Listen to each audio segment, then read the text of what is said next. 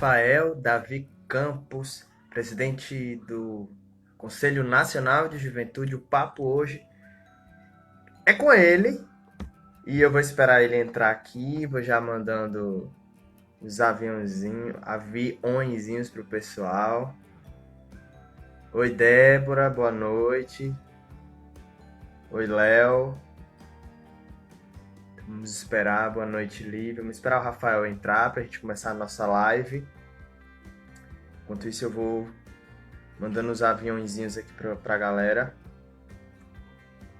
Espero que hoje a internet contribua, porque ontem não foi muito interessante, não é? Vamos lá. Como é que eu vou usar aqui o outro aparelho pra mandar o aviãozinho aqui?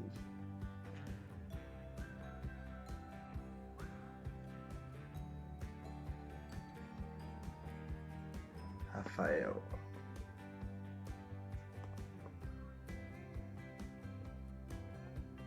Ó, o Rafael chegou, vou mandar aqui. Vamos esperar o Rafael aparecer aqui para nossa conversa. Espero que as internets hoje cooperem, né? Boa noite! Fala, meu amigo, tudo certo contigo? Tudo, graças a Deus, e contigo, Rafa? Coisa boa, tudo certo, tudo tranquilo, santa paz. Graças a Deus. Será que as internets vão colaborar hoje? Vão sim, vai ser tudo Vai dar tranquilo. certo. Vai dar certo, sim.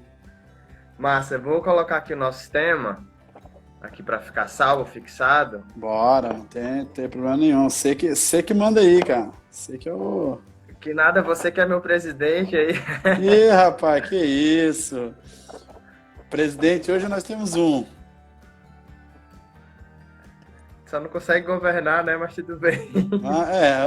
A culpa, como diz, a culpa não é nossa, né? Exatamente. A culpa não é Velho, que coisa nossa. boa falar contigo. Tá me escutando bem? Tá Tô tranquilo? sim, Áudio, tá imagem? tranquilo. Vamos lá. Nossa Senhora interceda para que a live se mantenha dessa qualidade.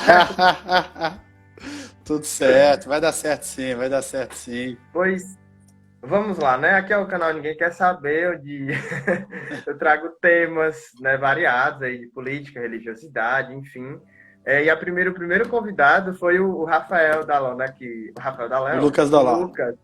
O Lucas Dalon, que depois nos apresentou e tudo.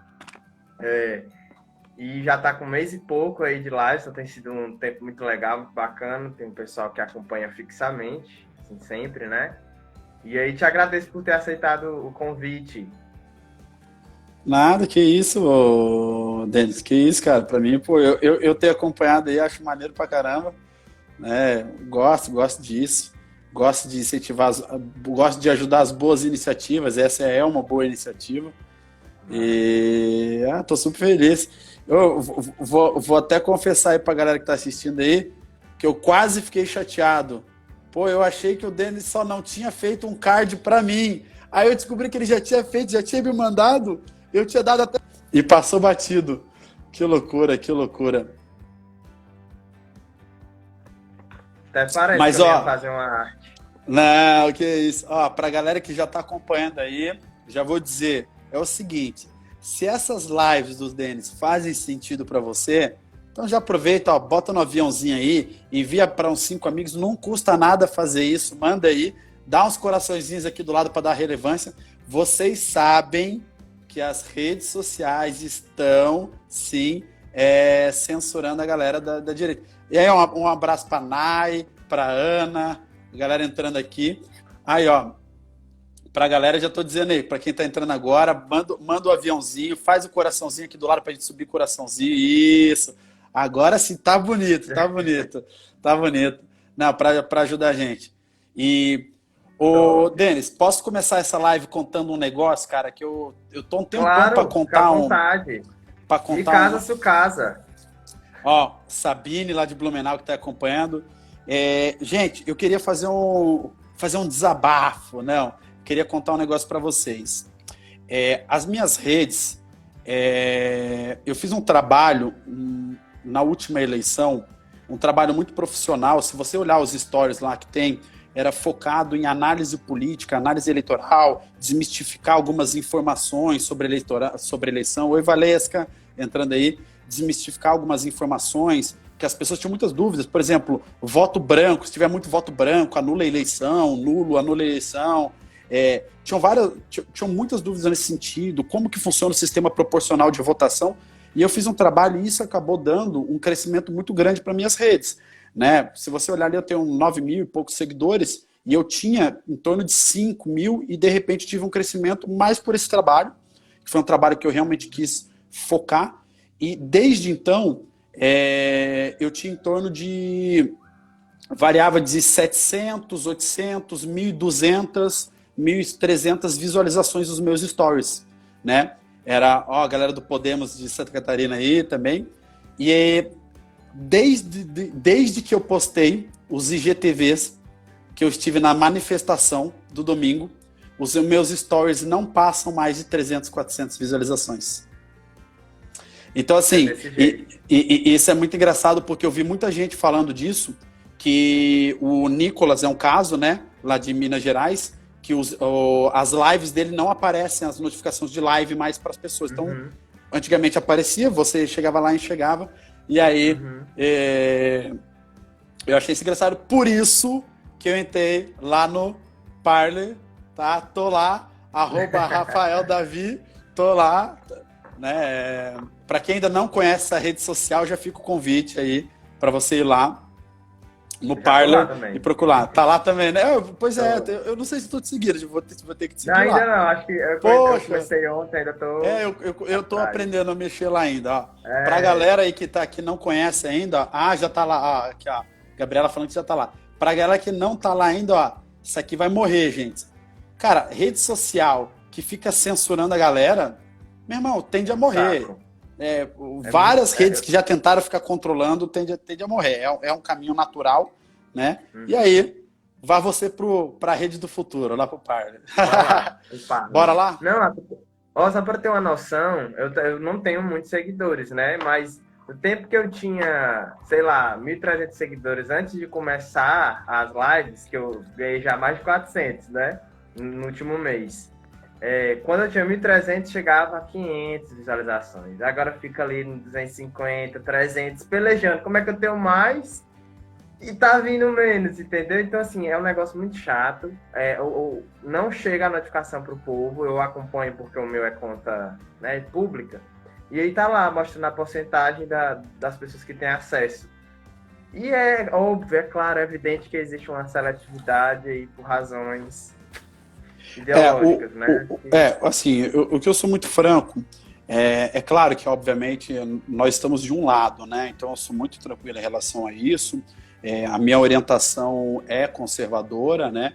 Eu falo que eu nem sou tão liberal na economia quanto eu sou conservador nos costumes, na verdade, né? Então, essa é a minha orientação. Não tenho vergonha disso, nunca tive vergonha disso. Mas, independente de eu estar desse lado, vamos dizer, da moeda, ou de que alguém estivesse do outro lado, o processo democrático, a democracia da qual nós gozamos, né, que nós dizemos com muito orgulho que é a liberdade, né, ela pressupõe muitas coisas. No aspecto da liberdade, obviamente, ela vem com a responsabilidade. Não há de se falar liberdade sem responsabilidade. Liberdade é mais responsabilidade do que propriamente outras coisas, na verdade. É mais renúncia do que escolhas, inclusive, né? Esse é o pressuposto de liberdade, né? E, claro, né, o preço da liberdade é a eterna vigilância, porém, aí é que tá, aí que mora o perigo. E o que a gente está falando, na verdade, é que essa tendência de controle das redes, de um modo geral, ela pressupõe, na verdade, censura e não liberdade. Controle... Isa, tudo bom? Tá aí. Beijos, Isa. Falei, ô Isa, mandei o teu card pro Denis e falei assim, pô, eu não acredito que a Isa tem um card sozinha, eu não tenho nada contra a Isa, eu acho que ela faz um trabalho altamente relevante. Mas eu fiquei chateado, eu falei, pô, eu também quero um card, né? É uma sacanagem. Mas brincadeira, injustiça, ele tinha feito um card pra mim, eu que voei da história. Mas, gente, o que eu tava falando, o resumo da história, é que por mais que sejam redes privadas, é uma rede privada, na verdade, ela está oferecendo um serviço público. As televisões são concessões, as comunicações de telefonia são concessões. Então, quando a gente fala da liberdade, a liberdade, né, que é um direito fundamental, um direito previsto na Constituição Federal, inclusive, quando a gente fala que o direito à comunicação, sem barreiras também, é um direito advindo dessa liberdade conquistada com muito suor ao longo da história da humanidade, lembrando que essa liberdade ela é relativa, né? Países como Coreia do Norte, China, a própria Rússia e vários outros países, você tem uma liberdade, a Venezuela aqui do lado, você tem uma liberdade relativizada, na verdade nesse país você não tem liberdade, inclusive, na verdade. Então, falar que existe liberdade no mundo é uma falácia, né? Vários países do Oriente Médio, enfim. Então, a liberdade ela tem um custo muito alto e a gente abrir mão disso, simplesmente por abrir mão disso a qualquer custo, eu prefiro ouvir coisas que eu não quero ouvir do que as pessoas não terem o direito de dizê-las. Né? Então eu prefiro o debate, eu prefiro dialogar com alguém, eu prefiro discutir, debater com alguém, mas que ele tenha o direito de falar, de contrapor um ponto, né? Do que a gente simplesmente viver num estado autoritário em que sabe lá Deus quem acha o que é bom e o que é ruim. Né? E aí, enfim, um pouco, a gente está falando um pouco disso, mas esse aspecto da liberdade, e nas redes a gente está vendo isso. Se nós estamos falando hoje em combate à corrupção, se hoje a gente pode falar em combate à corrupção, se hoje a gente pode falar, fulano é bom político, fulano é mau político, fulano faz bem para a humanidade, fulano faz mal para a humanidade, esse projeto é bom, esse projeto é ruim, é porque hoje nós temos acesso à informação. E esse acesso à informação, lembra, eu quero fazer um exercício de memória. Há 30 anos atrás não existia esse acesso à informação. Né? Você, para ter um telefone na sua casa, você tinha que ser sócio da companhia telefônica. Gente, eu vivi isso, eu tenho 34 anos de idade. Né? Eu vivi isso. Na nossa infância, ter um telefone em casa era um artigo de luxo. Poder telefonar para as pessoas era um artigo de luxo. Então, hoje, ter a informação na palma da sua mão é algo que é conquistado. E a gente simplesmente abrir mão disso é um tiro na própria cabeça. Né? Verdade. Enfim, o resumo da história. Você não conhece o Parler, entra lá no Parler, tá? Ô, Denis, escreve aí Parler aí pra galera aí aqui no comentário. Para você que não conhece, entra lá, cria um perfil, tá? É uma rede social em que o resumo, ela é estilo Twitter e o resumo dela é que a promessa de não censura, para nenhum lado, nem para direita nem para esquerda, tá? O resumo é isso. E você quiser nos seguir lá, Denis, como que tá o teu lá no Parler? Tá igual o Denis Uchoa, igual aqui no meu Instagram. Tá, Denis Uchoa. E o meu tá isso. Rafael Davi. Simples assim, Rafael Davi. Como se fala, como se escreve. Tá? Tá lá no Parler. Beleza? Falamos bastante sobre isso. Não é uma... Cara, pessoal, ele falou enquanto advogado, viu? Mas agora a gente vai conversar... Perguntaram se pode falar do... do cabeça de ovo, lá pode, né? Lá. Rafael, não brinca com fogo, que ontem o tema da live foi com o jornalista Felipe Altamir, lá de Natal, e era o STF. Deu muito problema na internet. Então não vamos brincar com fogo, não, que as meninas de cabelo azul... O dia que eu voltar para advocacia privada, né, no dia que eu voltar para a advocacia privada, eu quero ver como é que eu vou fazer, como é que vou defender meus clientes do Supremo Tribunal Federal. Aí vai chegar lá cantando. Não, tá Denis Uchoa mesmo, meu. Ah, beleza. A galera sabe bem como é isso. Sim, pessoal, sabendo que o Instagram não está facilitando, você pode mandar um aviãozinho aí para todos os jovens que você conhece, porque a gente vai falar hoje do Conselho Nacional da Juventude. Temos aqui o nosso excelentíssimo presidente. Se faz sentido para você, manda para os seus amigos aí, para a galera, para a gente ir bombando a live aqui do Denis. E se você fala assim, não faz sentido, manda para os inimigos. Manda para a galera que você não gosta. Isso, vai mandando. Manda para a galera que não gosta e dá os coraçõezinhos aqui do lado para bombar. Mas vamos lá, Denis. O bom é que o público-alvo, eu achava que era até uns 28, 29, mas tu falou que tem 34, então aumentou o público-alvo da live. Não, aqui é tudo certo. Vamos lá.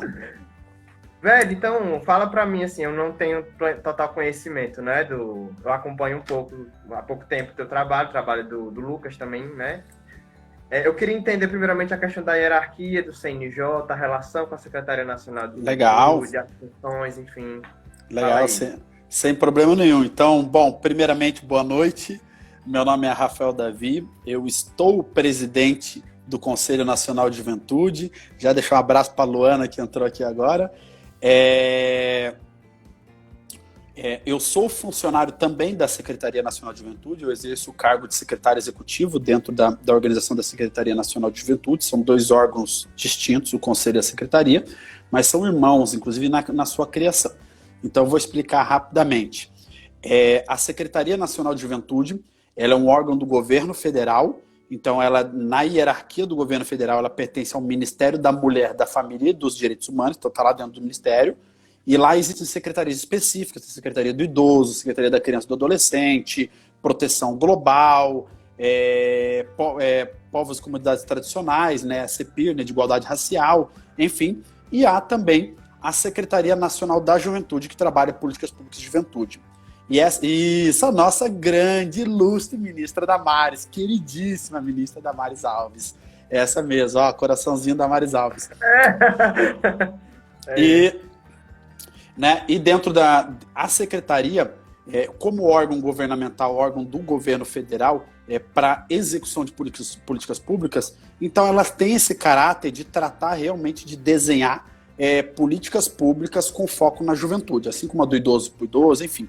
Só que as secretarias de governo, elas não só executam, mas elas articulam.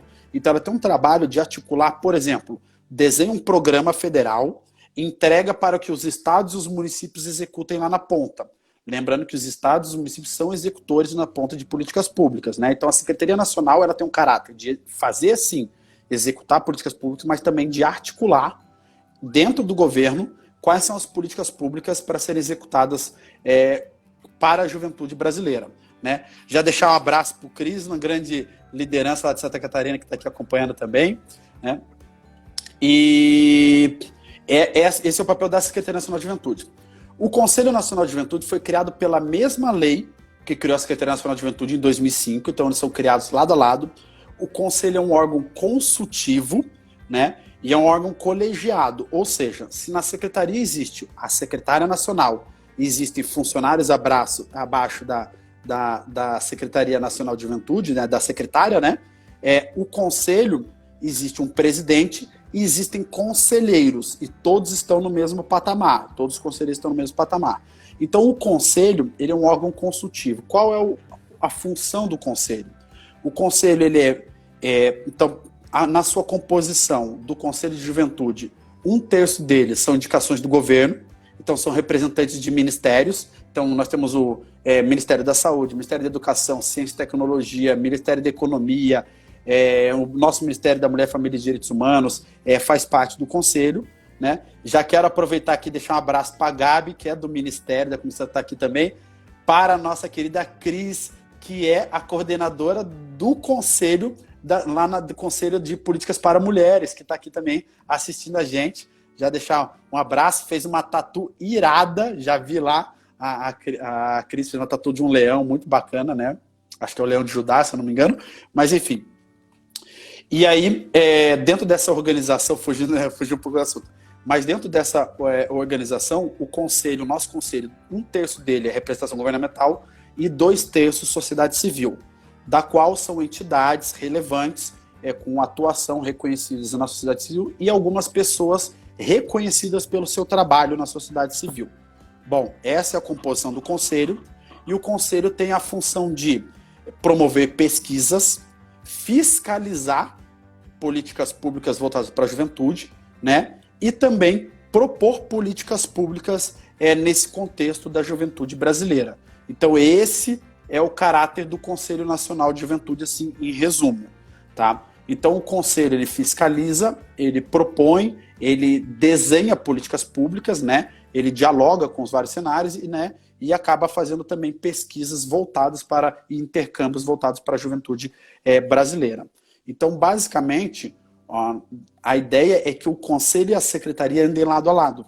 A secretaria na execução e o conselho realmente com papel não só de fiscalizar, mas um papel de ser um consultor, né? Com esse caráter técnico e político também, de ouvir a juventude, de trazer informações, enfim, de dialogar com os mais diversos atores necessários para a construção de políticas públicas assertivas para a juventude brasileira. Né? Não sei se eu consegui ser bem claro, né? Se precisar que eu seja mais claro, sem problema nenhum. Né? Me diz uma coisa, Rafael, em relação, por exemplo, aos estados, né? Existe uma hierarquia fixa? Tipo, cada estado tem um braço, tem algo do tipo? Vai depender também de cada estado, enfim. Como funciona? Então, eu acho que eu vou separar isso em 2 pontos. O primeiro, então, eu posso contar rapidamente também a nossa história, Pode, então, ali, né? Fica à vontade. Acho que fica fácil. E contar o segundo ponto, então, em termos de organização. Cada estado é autônomo. Então, a gente tem a autonomia das entidades federativas. Então, os municípios e estados são autônomos, né? Então, eles só não desrespeitam aquilo que está na legislativa superior, legislativa federal, mas eles têm autonomia. Então, não existe hierarquia nem da Secretaria Nacional de Juventude, nem do Conselho, com os conselhos estaduais, com as secretarias estaduais, né, os gestores estaduais de juventude, e também não os municipais. Porém, as competências são diferentes. Né? Então, isso é muito importante. Então, o Conselho Nacional acaba abrangendo políticas públicas no âmbito federal, obviamente, mas ele também propõe para todos os estados. Né? O que não vai acontecer um estado propor para outro estado, nem um município propor para outro estado, né? Vamos dizer assim. Né? Então, resumidamente, né? A secretaria, tirando algumas pequenas coisas que existe sim em hierarquia, o ID Jovem, por exemplo, é um programa federal, então ele está alocado na Secretaria Nacional de Juventude, por mais que ele seja realizado nos estados, também pelos estados e municípios com convênios, a fiscalização e o programa está lá na Secretaria Nacional de Juventude, então a determinação sai de lá, as orientações, portaria sai de lá. Né? E da mesma forma, a Conferência Nacional de Juventude, que ela é organizada pelo Conselho Nacional de Juventude e também pelo governo federal, as orientações saem de cima e depois, né, e aí os estados têm a sua autonomia, mas as orientações gerais eles precisam respeitar a hierarquia nacional. Então é mais ou menos isso. E aí contar um pouquinho rapidamente da nossa história, quando nós viemos para dentro do governo, no início do governo, então eu já vim com o time junto com a Jaiana Nicareta, né, que é a nossa secretária, nossa querida secretária nacional de juventude. Veio eu, a Jaiana e o Lucas Daló. Nós viemos de Santa Catarina. Posteriormente, veio em seguida a Flaviane, chefe de gabinete, e o Eduardo Zimmermann também, que era o nosso coordenador geral de gestão, e saiu da secretaria para ser candidato a prefeito em Joinville, que é a maior cidade do estado de Santa Catarina. Né? E aí, quando nós viemos, nós tivemos alguns desafios. E lá atrás, quando a gente conversou, a Jaiana perguntou para mim, Rafael, né, a gente já se conhece há um tempo, nós fizemos política pública de juventude, trabalhamos em militância também, lá no passado, ela falou assim, Rafael, qual o lugar onde você gostaria de estar trabalhando dentro, onde você acha que seria, né, dentro da Secretaria Nacional de Juventude? E nisso tinha um espaço que era o espaço que vamos dizer assim, era o que mais me chamaria, né, o que mais me atrairia, né, que era a coordenador de relações institucionais, que é para fazer essa articulação com os outros ministérios, enfim, com o Congresso Nacional, né, isso era o que mais atraía, né, mas eu virei para a Jaiana e fui muito franco, falei para ela, Secretaria Executiva do Conselho Nacional de Juventude, que trata justamente do Conselho. Daí ela falou, e eu fui muito franco, eu falei, não é onde eu mais gostaria, mas era onde ela mais precisaria de mim. Né, onde mais eu senti esse chamado também no meu coração, sou muito franco também em relação a isso. Deus sempre iluminou os meus passos, né, então eu sempre pedi, sempre coloquei nas mãos dele, sempre iluminou os meus passos e as minhas decisões. E aí, toquei ficha, falei, é lá que preciso de mim, é lá que eu posso trazer os meus talentos, as minhas habilidades, né. E aí, né, se há um chamado, se ele existe de verdade esse chamado, a gente tem que colocar nossos talentos à disposição desse chamado. E aí, teve muitos desafios, né, houve uma grande perseguição no início, né, a secretária sofreu bastante, nós também sofremos, eu sofri bastante, né, houve algum tipo de perseguição, o que é natural do processo político, né, eu não estou dizendo que é bom, eu estou dizendo que é natural, e se existe no processo político, entrar para o processo político e achar que não haverá guerras, que não haverá perseguição, que não haverá embates, é uma ilusão, né? Então, assim, e não é no mar calmo que se forja bons marinheiros, né? Então, eu sou muito tranquilo em relação a isso. Nós apanhamos muito no início do governo, na transição do governo, apanhamos muito, e isso nos calejou bastante, e conseguimos construir um caminho propositivo, né? Sobretudo, dialogando. Eu sou muito tranquilo, eu sou muito claro em relação a quais são os meus princípios e os valores que decorrem desses meus princípios. Sou muito tranquilo em falar que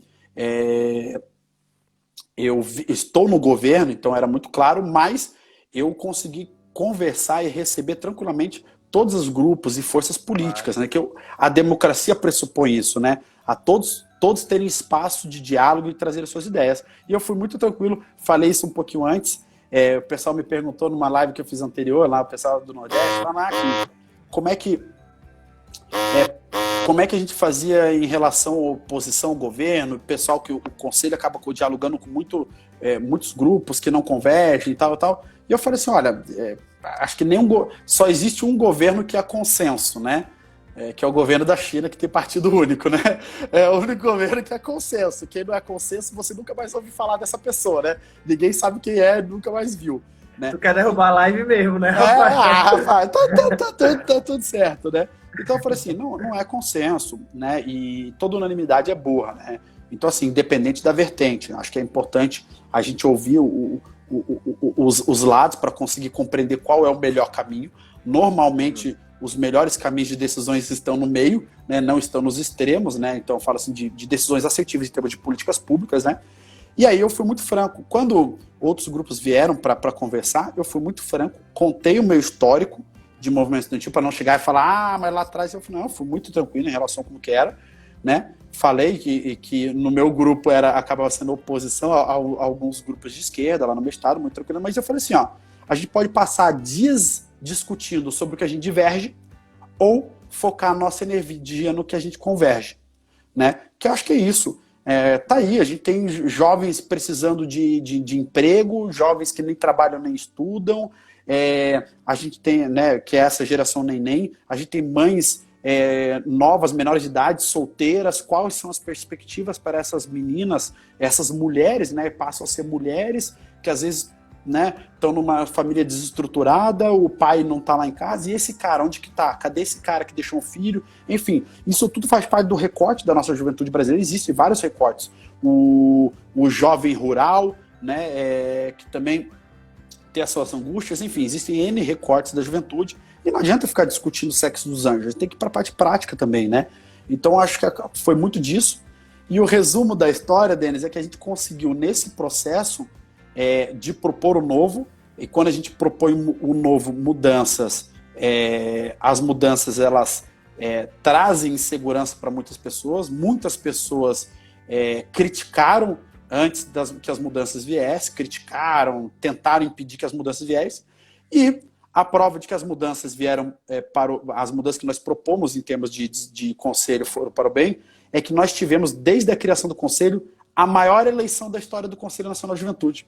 É engraçado falar que no governo, cujo presidente é o Jair Messias Bolsonaro, nós tivemos o maior processo eleitoral, a maior quantidade de entidades participando na disputa eleitoral do Conselho Nacional de Juventude. Então, assim, isso é disruptivo, é positivo, né? Para dentro da gestão, nós trouxemos uma gestão que é muito mais focada em resultado. Você fala, Rafael, todo mundo converge com o governo? Não é todo mundo converge com o governo. Tem entidades que são declaradas, né? Tem, na verdade, uma entidade que é declarada oposição ao governo federal, faz parte do conselho. Há entidades em que algumas pessoas compreendem políticas específicas, umas na área de meio ambiente, outras na área de educação, outras, enfim, que não convergem com o governo, mas o ponto não é esse. O ponto governo é para governar para todos, e o conselho tem que ter um enfoque em toda a juventude brasileira. Ponto, resumindo é isso. E esse tem sido o nosso trabalho diário. E um ponto que a gente tem colocado do início ao fim, desde o início dessa nossa gestão, é foco em resultado. Políticas públicas baseadas em dados e evidências, não em axiologia. Legal, mas eu não gosto de fulano. Legal, você não gosta, você não é obrigado a gostar, mas e aí? o que de fato isso está implicando na juventude brasileira, né?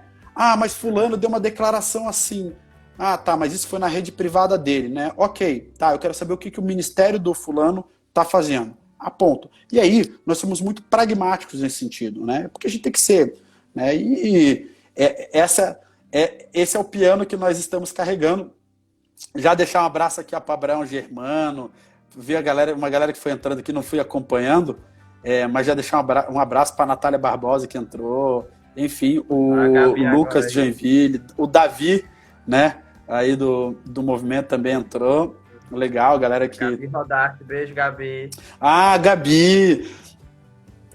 Que honra estar aqui. Ó, aproveitando, porque nunca é demais, os recadinhos são o seguinte: faz sentido para você? Pega o aviãozinho aqui, ó, manda para 5 pessoas, vai, só para 5, vai, manda para 5 para ajudar aqui a bombar a live do Denis. Ninguém quer saber, mas a gente vai contar mesmo assim. Segundo recadinho, dá uns coraçõezinhos aqui para dar um up aqui. Grande Gabriel que está aqui presente.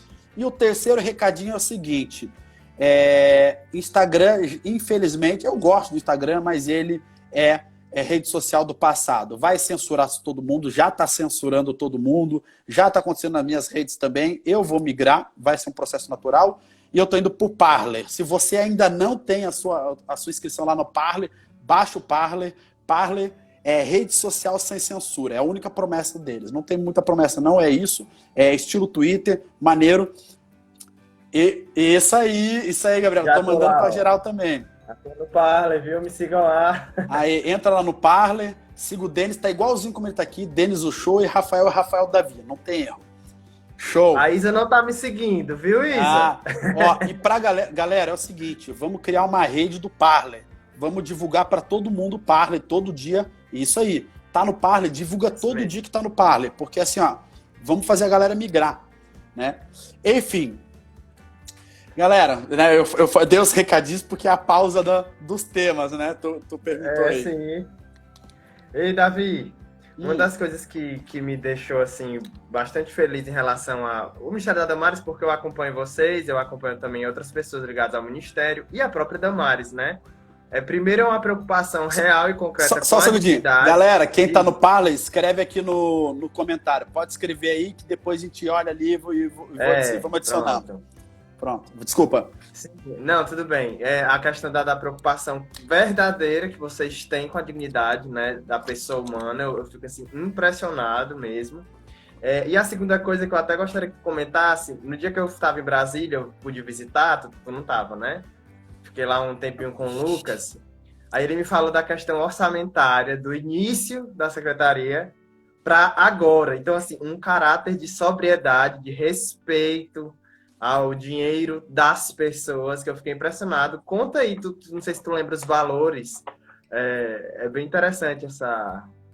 Quero aproveitar e deixar um abraço para esse cara que está escrito aqui, ó, Marina Comida Árabe, é o Nemer. O Nemer é da Síria. Eu falo isso porque tem total relação com o nosso ministério, né? O Nemer é da Síria, é um cara guerreiro, né, muçulmano, meu amigo, grande Nemer, boa noite, você escreveu. A família dele é uma família incrível, trabalhadores, vieram para o Brasil, estão lá em Florianópolis, né?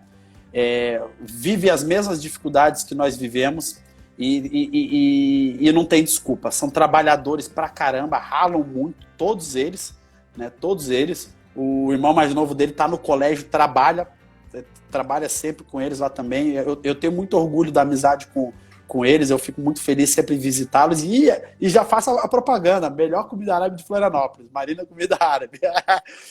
Apoio, né? Daqui uns dias eu tô cheio de apoio aí, né, deles. Quando eu for em Floripa, viu, Rafa, se tiver lá, eu ligo pra ele lá porque ele bota um molho de romã especial que ele tem guardado, não é pra qualquer cliente, não. Já tá aí, ó, quem for lá pode falar que o Rafael Davi disse que tem um molho especial lá de romã, e sério, aquele molho na carne é outra coisa, de verdade. É até engraçado, um molho doce, fica maravilhoso. Mas vamos lá. A nossa ministra não preciso nem dizer, né, cara? Nossa ministra, ela é uma pessoa fantástica, assim. Eu, pessoalmente, eu sou muito franco, né? Eu conheci um pouco do trabalho dela, eu não conhecia muito. até entrar no ministério. E assim, eu gosto de compreender quem são as pessoas, né?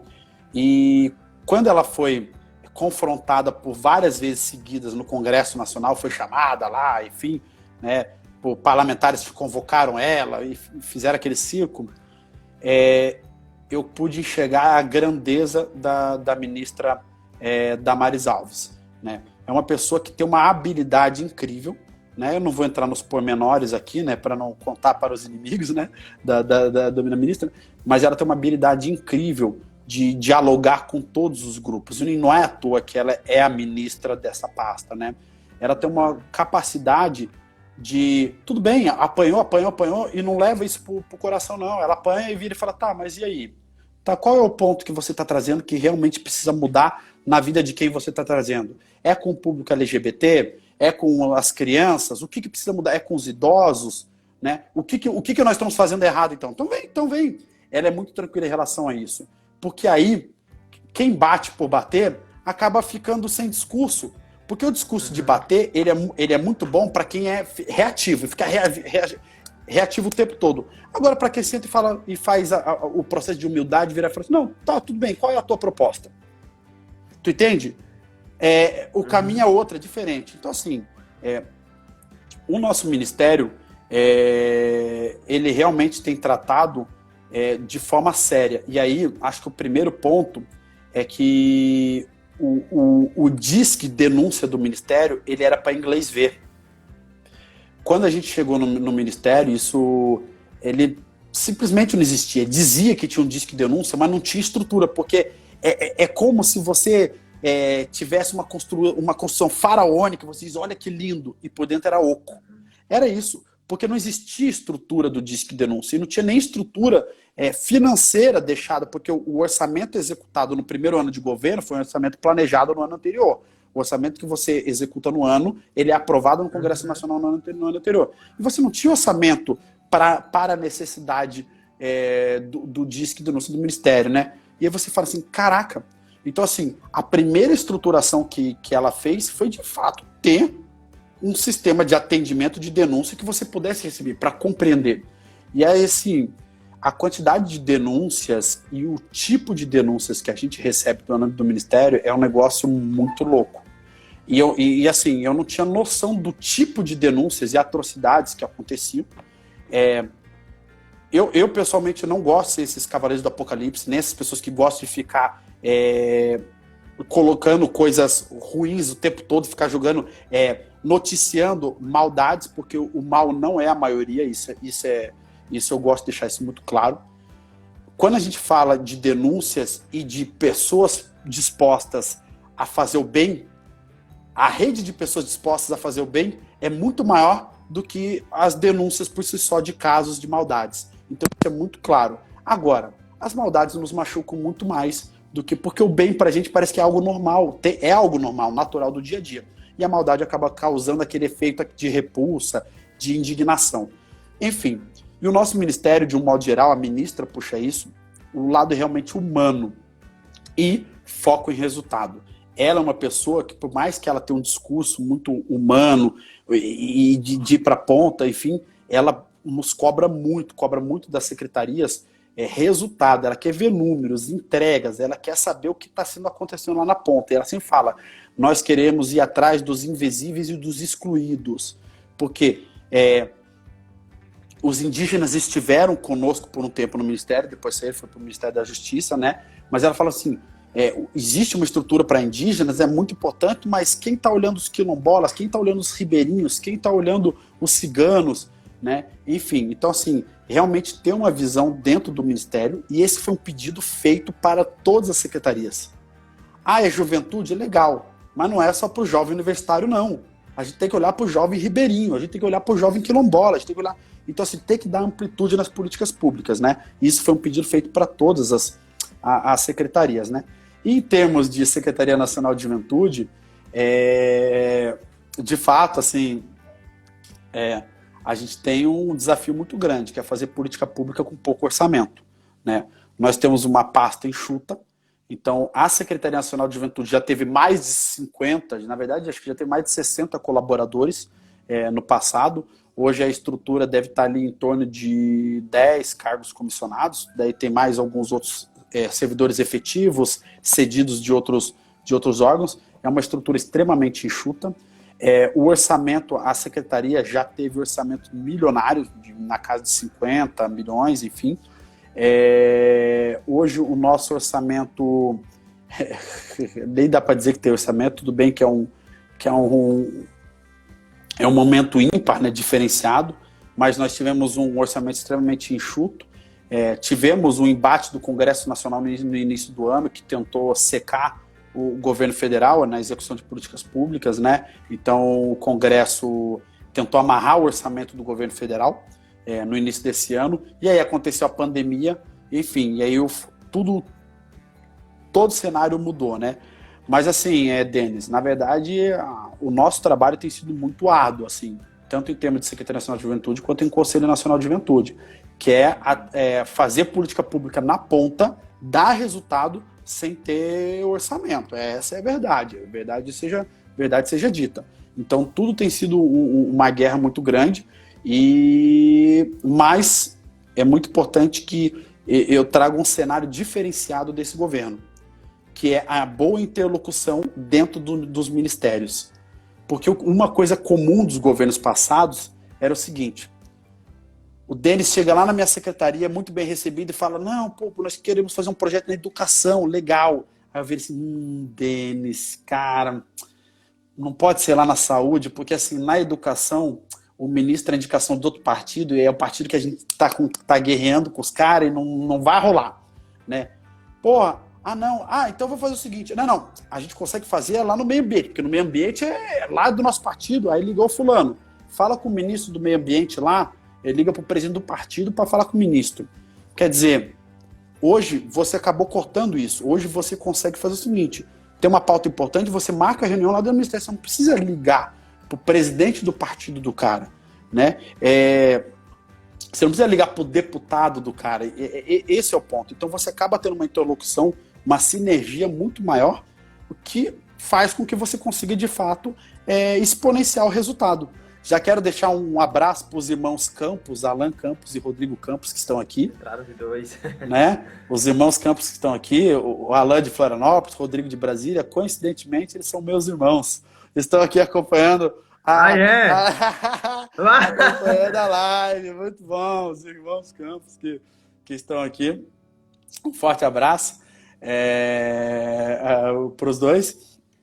Mas é isso, Denis. Realmente uma sinergia diferente. A gente faz das tripas coração, mas a gente tem conseguido assim apresentar bons frutos e resultados. A mãe tá vendo, já quero deixar um beijo. Beijo, mãe. Né? Já deixar um beijo pra mãe. Se a mãe tá vendo, né? O dia que eu aparecer na TV, sabe que eu vou fazer igualzinho, né? Vou falar assim: quero mandar um beijo pra minha mãe, pra Xuxa e pra Sasha, né? Ele falou aqui, ministérios trabalhando com menos politicagem. Exatamente isso, né? Então assim, a gente consegue ter um foco maior. E para os municípios, e quem mais sofria com isso, na verdade, eram os municípios, que chegavam na ponta e não conseguiam ter a política pública, né? Tinham dificuldade, chegava lá na ponta e não conseguia, porque tinha tanto atravessador no caminho que não conseguia. Hoje é muito mais fácil. O município vem lá e é recebido. Ô Denis, teve burocracia para tu ser recebido na Secretaria Nacional de Juventude? Não tem. Não tem tráfego. Esse é o ponto. Então, assim, a gente tem tratado de forma muito acessível realmente para focar. É claro que a gente gasta a nossa energia com quem quer ajudar a dar resultado, né? Acho que esse é o ponto. Então, tem um trecho bíblico que diz, não dê pérolas a porcos, né? Então, é isso, né? Então, assim, a gente deve focar em quem quer dar resultado também, não é quem quer tomar o nosso tempo. Já quero deixar um abraço aqui pro Samuel de Roraima, né? Eles têm uma galera maneira de direita lá em Roraima também. Estou aqui também, direto de Roraima, grande Samuel. E já quero falar uma coisinha para vocês. Quando vocês forem para Roraima, não fale Roraima, tá? Eles vão falar assim, não tenho tio no ar, Roraima. Eu tomei tanta chamada, eu tive 3 vezes no estado, tomei tanta chamada que eu aprendi. No Piauí, né? Não, no Piauí ainda não tive, porque eu não recebi o convite para ir para o Não fabuloso recebeu, estado. Rafael? Não recebi. Não, o convite é formal, né? Tem que ter uma formalização de Mas convite. aqui, amigo, se depender do nosso governo daqui, vai passar longe. Não, o convite formal tem que vir de Vossa Excelência, né? Não, deixa eu ver. Muito obrigado, Marcelo. Que isso? Não. Pessoal, sigam você aí que não segue o Rafael. Segue o Rafael Davi. Segue a Jaine Careta também, que é a secretária de Juventude. Você acompanha o trabalho deles de perto e você vê que tudo que ele está falando aqui não é retórica, é verdade. Não. Né? Ó, eles são muito transparentes e acessíveis. Vou fazer a propaganda para vocês, tá? O Conselho Nacional de Juventude, nós tomamos posse em fevereiro desse ano. Nós estamos agora em julho, né? Em junho, então, em 4 meses, nós entregamos esse documento aqui, eu vou mostrar, depois vocês podem acessar lá, tá? Juventude e a pandemia do coronavírus. Isso, é uma pesquisa, tá? Que nós fizemos com algumas outras entidades. Algumas entidades que o governo não gosta muito, elas também não gostam muito do governo, mas o fato é que, como a Fundação Roberto Marinho, mas o fato é que houve muita gente séria, que daí não foram as entidades, foram as equipes técnicas que já trabalharam com pesquisa, que ajudaram na composição dessa pesquisa, que já se tornou hoje a maior pesquisa de juventude e com juventude já realizada no Brasil. E é engraçado assim, sem um centavo de recurso público, nós fizemos essa pesquisa. E ela, justamente com foco, eu tenho orgulho de dizer que é um... política pública com achismo não dá para fazer. Então a gente tem que fazer política pública com base em dados e evidências científicas, né? Então assim, então a gente falou, já que vamos propor políticas, já que a gente vai propor orçamento, já que nós vamos propor quebra de paradigmas, vamos fazer com base em dados. E aí, você quer conhecer o resultado dessa pesquisa, vai lá em juventudes, no plural, eapandemia.com.br e você vai ver, a nossa pesquisa está aberta para todo mundo que quiser consultar, tá? E tem dados extremamente interessantes ali. Por exemplo, a gente começa um recorte da juventude do Brasil, foram mais de 33 mil respostas no Brasil em 2 semanas, só com a nossa rede no Brasil inteiro, e a gente pegou recortes, por exemplo, 27% dos jovens que trabalhavam pararam de trabalhar durante a pandemia, que é um dado extremamente relevante. A gente tem quase 30% dos jovens que estão dizendo que provavelmente não voltarão a estudar pós-pandemia. É um dado extremamente impressionante, justamente, e muitos deles justificam para ajudar na renda familiar, porque quase 50% deles tiveram perda na renda familiar. Então, assim, durante esse período. Então, a gente está falando de panoramas, de entrega, né, de resultado. Eu falo porque, assim, esse é um documento que, se fosse em outro governo, custaria milhões. Uhum. Né? Milhões. Com certeza. Isso não custou um centavo para os cofres públicos e está aberto para todo mundo que quiser fazer política pública no seu estado, utilizar uma pesquisa com foco, e aí tem toda a metodologia, está lá, ela está 100% aberta para você ver a metodologia, o perfil dos jovens que responderam, enfim. Tá cheio de monarquista aqui na live, viu, Rafael? Rapaz. Você viu aí as mensagens? Eu vi. Olha, eu não me declaro um monarquista não, cara, mas eu gosto da discussão, eu gosto do debate, eu vou ser muito franco. Cara, vem logo, vem logo. Eu acho que, eu sempre falo que o primeiro golpe no Brasil, de verdade, foi o golpe da República, né? Mas óbvio. Eu sempre falo isso, e isso eu não tenho dúvida. Assim, eu acho que uma coisa é fato histórico, outra coisa é discussão ideológica, né? Fato histórico é que o primeiro golpe foi o golpe da República. Né? Sim. Né? Enfim, né? Mas tudo bem. Ei, Rafa, queria só mandar um abraço aqui pro pessoal do meu instituto, o Instituto Veritas de Formação Católica. Tem uma turma aqui, viu?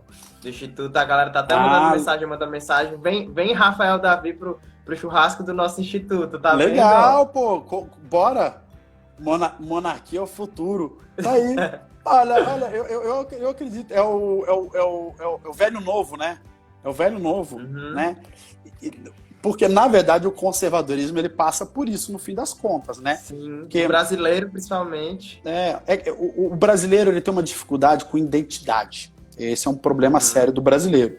E até, se você olhar alguns antropólogos que não são necessariamente conservadores ou de direita, até eles também, numa leitura, fazem isso. O brasileiro tem uma dificuldade com identidade, né? Então, quando a gente fala essa história de tudo que a gente pega de fora, tal lugar é assim. Aí a gente fala, na Alemanha é assim, mas a gente não quer saber a contrapartida, a gente não quer saber a parte ruim. Porque no Japão é assim, mas a gente não quer saber a contrapartida de como é. E assim, erros e acertos tem em todos os lugares, né? Por exemplo, nós somos exportadores de um modelo de controle de imposto de renda. Eu não estou dizendo que isso é bom, pelo contrário, eu acho que isso é muito ruim. Mas nós somos o modelo para o resto do mundo. Certamente tem algum lugar no mundo que eles falam assim, não, porque lá no Brasil eles têm um sistema de imposto de renda que é maravilhoso, né? Cara, que pra gente meu Deus, né? Enfim. Mas eu brinco isso que a gente tem uma dificuldade com identidade, e essa dificuldade com identidade faz com que a gente fique caminhando cada hora para um lado diferente, né? Ao invés de aplicar aquilo que dá certo, né? Então, se a gente já tem, historicamente falando, né? Então, pegar a humanidade num recorte de 10 anos, 20 anos é por ignorância, né? Se a gente pegar, historicamente falando, o que dá certo e o que não dá certo, né? É muito claro que isso se assemelha, eu sou obrigado a dizer, se assemelha aos princípios nossos conservadores, né? Falar que a família é um erro, a família não é um erro, pelo contrário, né? Então, assim, e aí vai para uma discussão que ela vai transcender um pouquinho. Eu gosto de pegar o aspecto histórico, o aspecto científico e o aspecto histórico, né? Muitas vezes a gente, nós que nos declaramos cristãos e não temos vergonha disso, às vezes a gente sofre algum ataque, porque igreja é isso, igreja é aquilo, isso aqui. Aí eu sempre gosto de falar assim, cara, como é que você acha que surgiram as universidades, né? Eu sempre gosto de falar, como é que você acha que esse livro, essa transcrição no grego, que hoje está em português, mas que foi transcrito primeiro, que esteve em outras línguas, esteve em francês, esteve em espanhol, esteve em alemão antes disso, e teve outras línguas antes, e antes disso esteve em grego. Quem que você acha que traduziu para o grego? Você acha que existia um Estado bacana que falava assim, educação é para todos, que todo mundo... Não, esse negócio enfim.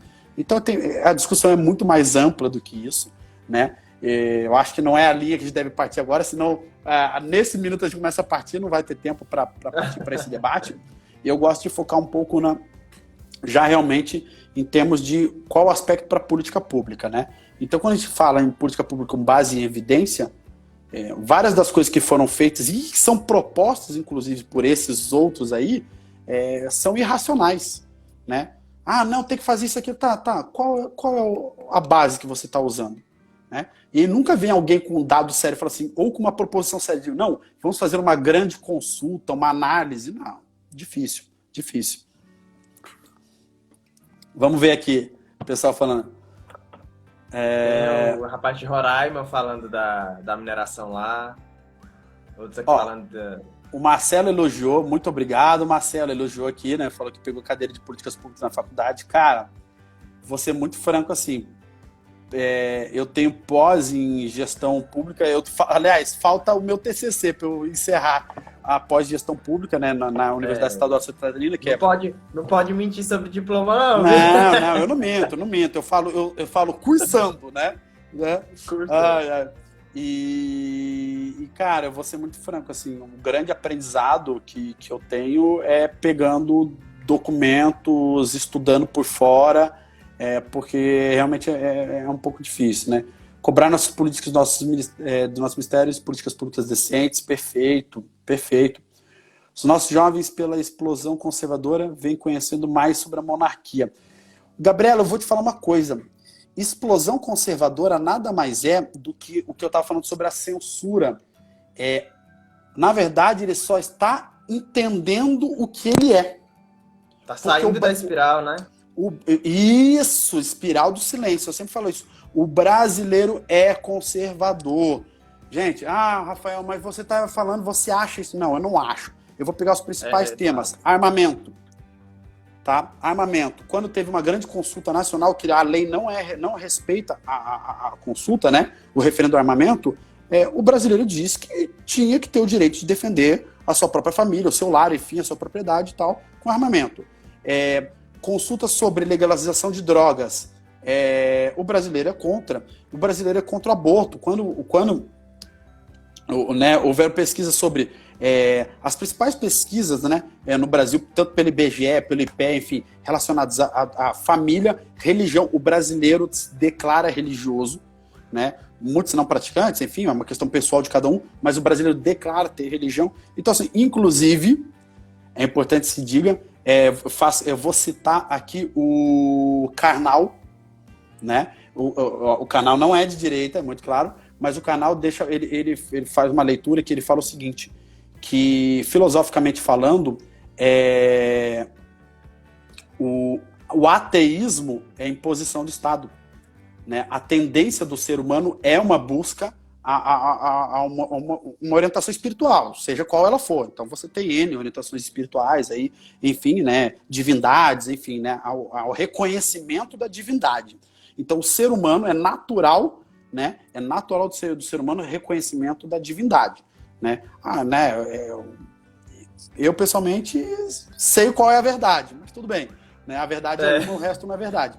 Mas tá tudo certo, não vou entrar nessa discussão. Ninguém quer saber, Rafael. Ninguém quer saber, mas a gente fala mesmo assim, né? Mas o ateísmo é imposição estatal, quando você tem aí grupos tentando impor um modelo de pensar. Mas o resumo da história é que o brasileiro, ele tem traços, né? Na verdade, ele é conservador.